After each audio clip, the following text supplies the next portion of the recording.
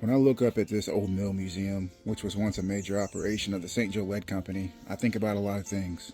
I think about the countless men that sacrificed their lives providing for their families, some of them quite literally. I think about all the hours they put in, the day shifts, the night shifts, the foremen, the supervisors, the superintendents, all of them, and how there's no remembrance of them now. But ultimately, when I look at this, at this landmark, I think about home. I think about how I've been here since 7th grade. I've loved growing up here. I've loved the relationships, the memories that have been made with them, because you can't make old friends. I love the fact that Paige and I have a business here now, and we love serving the people here. We love the small town feel, the slower paced culture, the room to breathe, Park Hills, Deloge, Bonterre, everything the old lead belt encompasses is what I call home. But long before I called this place home, I lived what now feels like a world away. 70 miles north of here are my childhood homes, and everyone has those places they lived as a kid. Though it be several decades ago, the sounds, the smells, the memories, they got a way of making it feel like last weekend. And so today, the Day family, we're going to go back because we think it's important to remember where you came from and give God glory as you're en route to where you're going. So join us.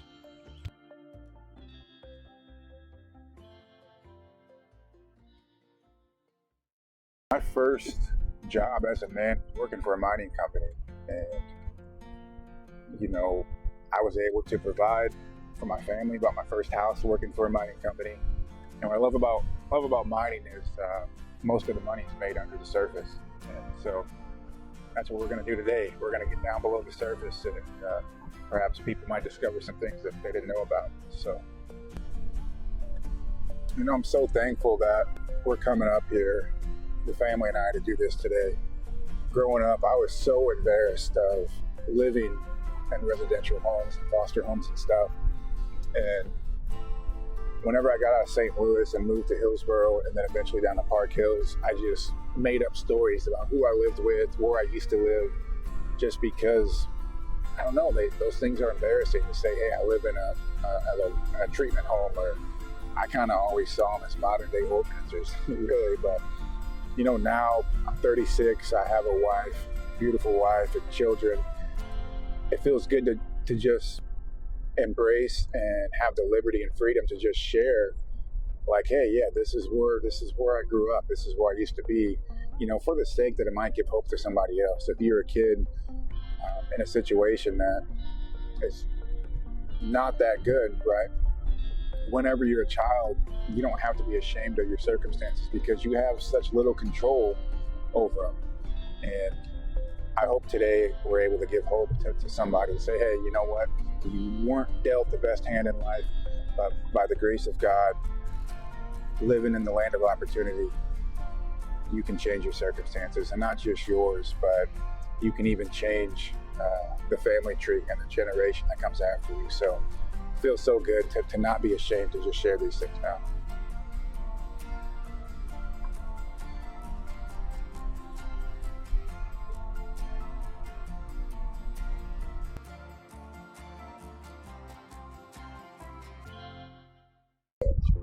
Welcome to St. Vincent, or I guess it's now called the Core Collective. So right there on the middle floor, all the way to the right, that was my bedroom. Yeah, this is where I was at, March 12th, 1998. How old are you? 8. Yeah, 2nd grade. I left 2nd grade at Hillsboro, kind of in the springtime. How long were you here for? So I was here for about a year and a half.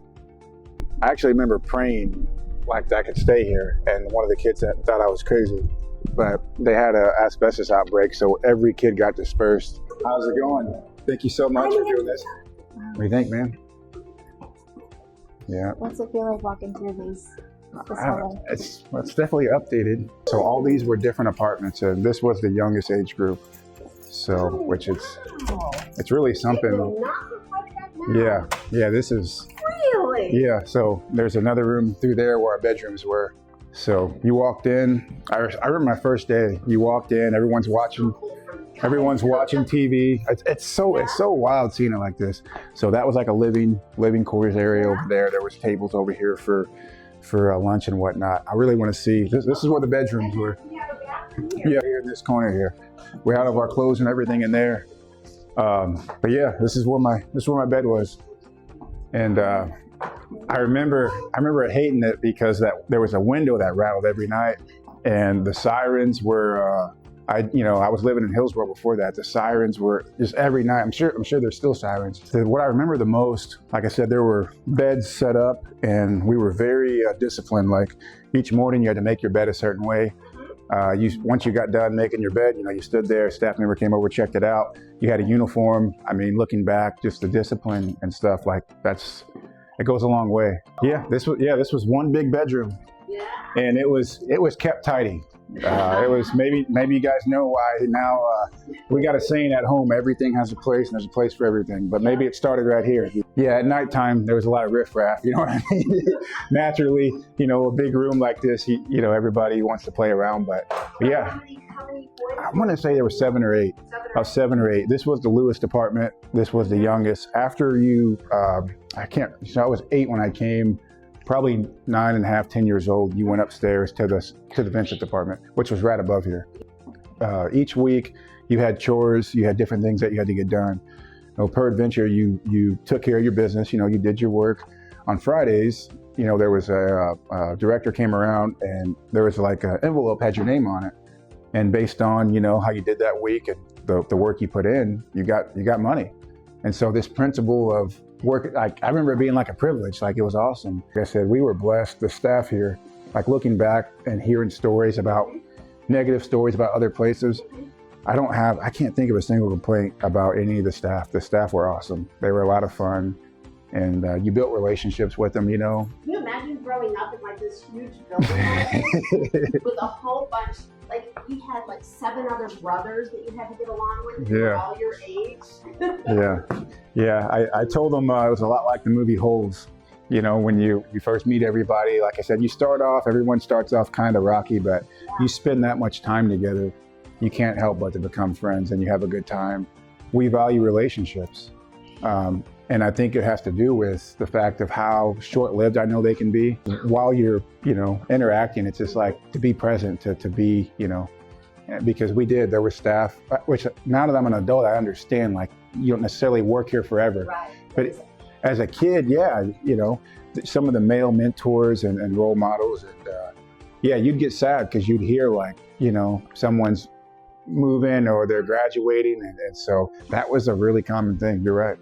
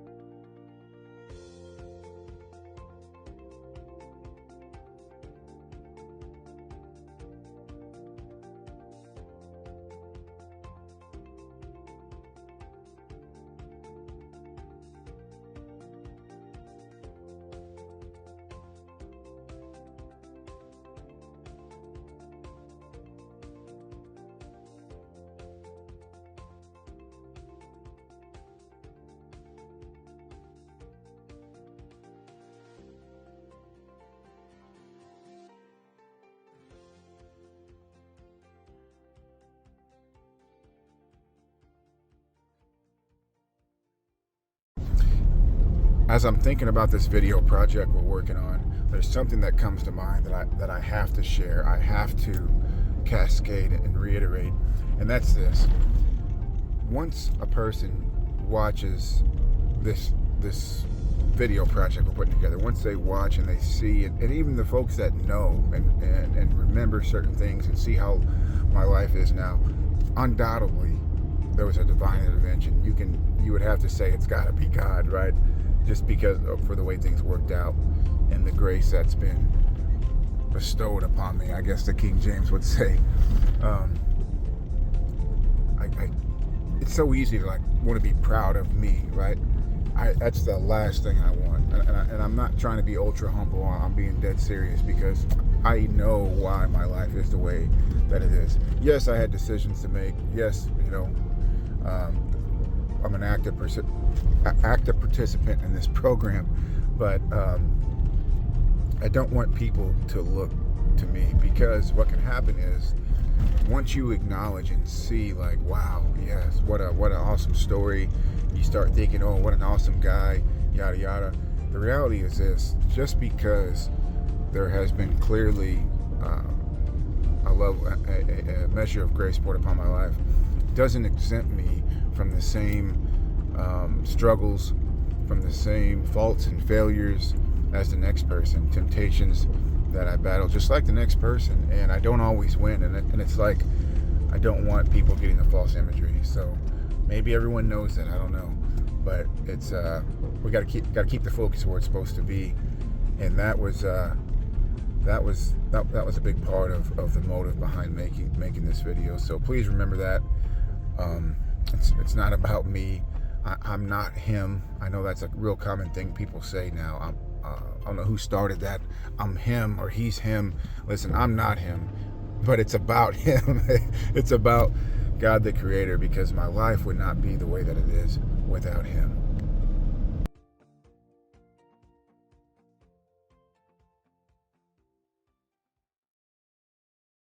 So my mom had a severe schizophrenia, so we were always getting taken away. Like, I went into foster care when I was 2. I didn't come here till I was 8.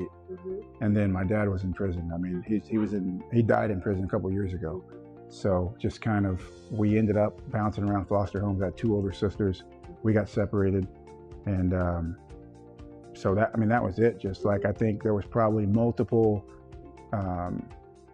hotline calls and stuff like that. Like, I was 2 years old, but I can remember the day the social worker in the station wagon came and picked us up. I remember it like it was yesterday. And we went to Salvation Army Hope Center first, bounced around us in foster homes. I was in Hillsborough for a little bit, but I had so many issues, like anger issues, and like, you know what I mean? So absolutely understandable. Yeah.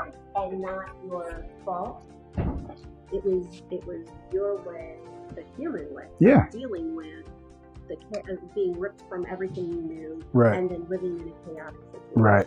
And the problem is, just like you said, eventually, for me, the grace of God got a hold of my life, and that's why I don't fly off the handle all the time. And my emotions are regulated, though I have, like anyone else, I have my own shortcomings and faults and failures and temptations, but I'm so encouraged to see my family now and the support system God has given me. And like, looking back, like, he knew all the way back then what was going to happen now.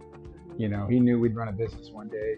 He knew the opportunities, and he knows there's people that need encouragement. Like I said, I know there's kids that need hope. I know that there's people in circumstances that are less than ideal.